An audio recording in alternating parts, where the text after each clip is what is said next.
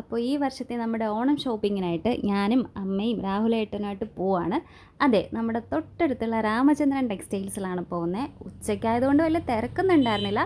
So car parking ഒക്കെ കഴിഞ്ഞു. അപ്പോൾ ഇനി ആർക്കൊക്കെയാണ് എന്തൊക്കെ ഡ്രസ്സ് എടുത്തതെന്നും അവിടുത്തെ കളക്ഷൻസ് എങ്ങനെയാണെന്നും നമുക്ക് നോക്കാം. ആദ്യം തന്നെ ലേഡീസ് വെയറിലോട്ടാണ് പോയത്.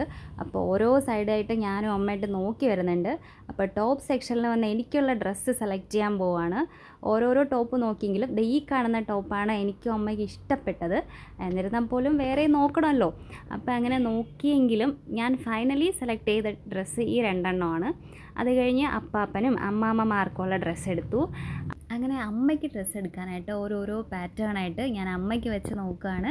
അങ്ങനെ ഇഷ്ടപ്പെട്ട ഒരു ഡ്രസ്സ് തന്നെ അമ്മയ്ക്കും എടുത്ത് ചേട്ടന്മാർക്ക് എടുക്കാനായിട്ട് മെൻസ് വെയറിലോട്ട് പോയി അവർക്കും ഷർട്ടും പാൻസൊക്കെ എടുത്തിട്ട് ഫുഡ് വെയറിലോട്ട് പോയി. അവിടുത്തെ കളക്ഷൻസും അടിപൊളിയായിരുന്നു.